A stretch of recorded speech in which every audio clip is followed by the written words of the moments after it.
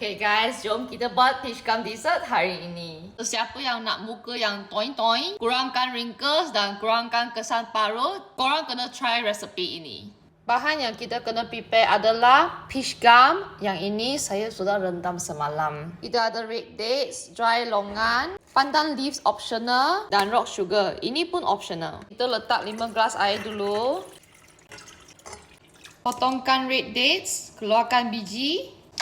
So, siapa yang tanya nak letak berapa banyak, actually saya agak-agak saja. Portion dia half-half, setengah red dates, setengah longan. Panaskan air, masukkan red dates, letak pandan leaf bagi dia wangi, letakkan longan.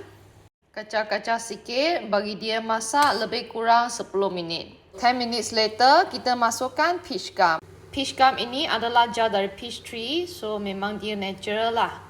Kita kacau lagi and make sure you punya api kecil. Slow cook 30 minit. Jom kita tengok.